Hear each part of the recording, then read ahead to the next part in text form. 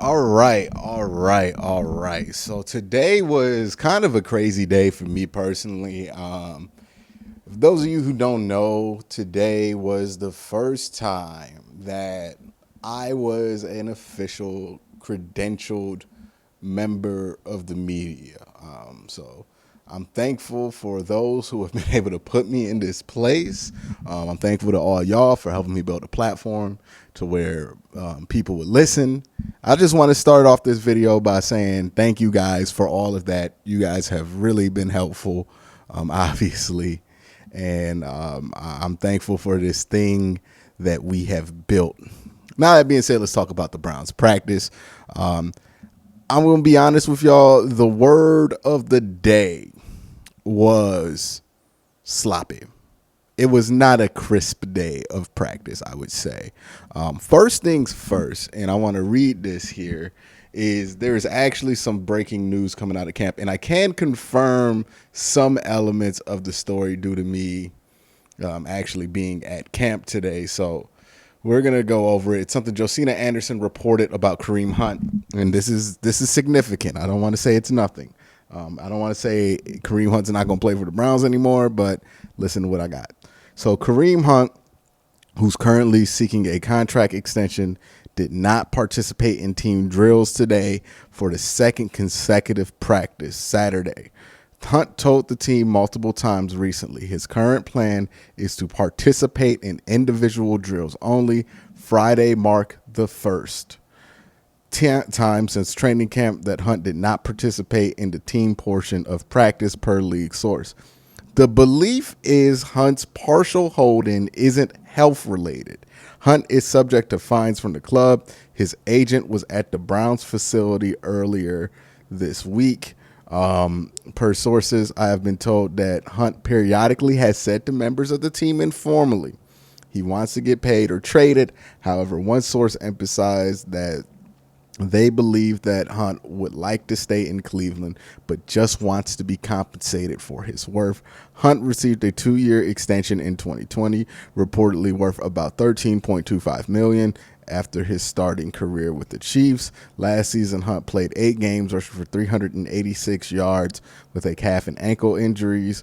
Hunt rushed for a career high 1327 in his rookie year. All right, so that's what Josina Anderson reported. What I know from those who have been at camp, and this is public knowledge, that it has not been reported that Kareem's like having the best time at camp. Even before then, he did not participate in team drills. I actually, I'm a member of the media now. I can confirm that he did not participate in team drills.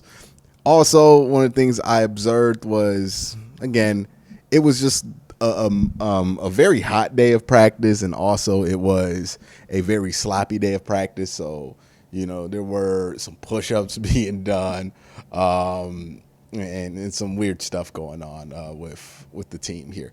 But that's that's the news of the day. Kareem Hunt wants out. Well, does not want out. Let me clarify that. Kareem Hunt wants a new extension, wants to be compensated, wants some security.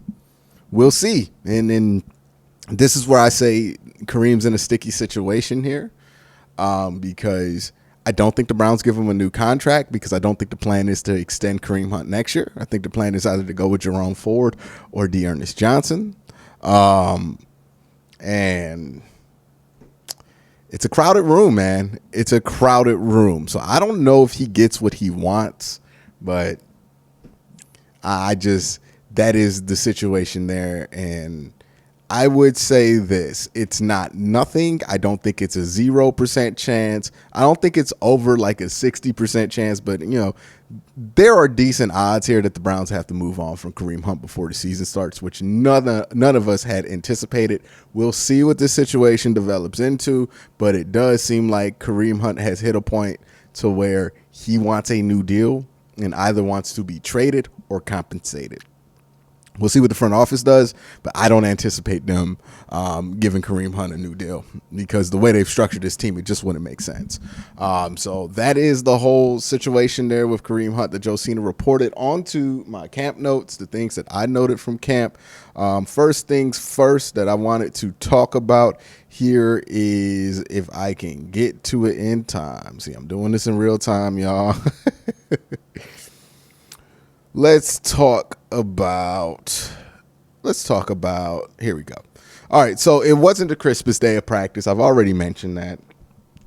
I saw some good things periodically from Perion Winfrey. He won a couple of reps, lost a few of them. Same thing with Jordan Elliott. And Chris Odom, the USFL Defensive Player of the Year, he had a couple of good moments here too with the third team, but nothing super consistent. MJ Emerson had an up and down day.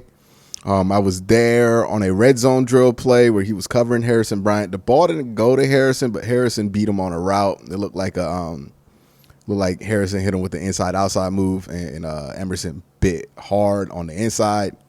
It's kind of a concern there. Another player to look forward to is Marcus Santos Silva, I forget. He's interesting because from what I saw, I didn't see him look crisp out there at all, but he did look like he was physical and willing to bang, right, on when it comes to the physicality part of being a tight end. Donovan Peoples-Jones, again, he did his Donovan Peoples-Jones thing, which is, he's going to make some spectacular catches. He's going to look amazing sometimes, but he's also going to make some mental mistakes. There was one situation in the red zone drill where he made a mental mistake. What it looked like to me, let me be clear, this is just me saying this. What it looked like to me was that he did not get out of his breaks cleanly, which is a noted issue with Donovan Peoples-Jones, that he does not get out of his breaks super fast. But he didn't get to his spot fast enough to get to where the ball needed to be thrown to in coverage here. I think he moved around too much. And again, with Donovan Peoples-Jones, he's not the fastest out of his breaks. He needs to get to his spot quicker. So that's what one of the coaches were saying to him. Pulled him out the drill for that. And again, mental mistakes were the name of the game today. And it was honestly the theme. The team did push-ups at one point. Just want to talk about QB-wise. Nothing really of note. Deshaun looked like Deshaun. Jacoby looked like Jacoby. I think Jacoby had probably, of all the quarterbacks, probably the worst day relative to his level of play. Missed a couple of throws, seemed kind of frustrated with himself at certain parts. Just some interesting parts there. Stayed after to kind of work on a drill, but that was Jacoby. He was fine. I think Josh Rosen and probably Josh Dobbs probably had their best day of practice. We'll see how much that matters going forward. And here's where we are with the Browns camp.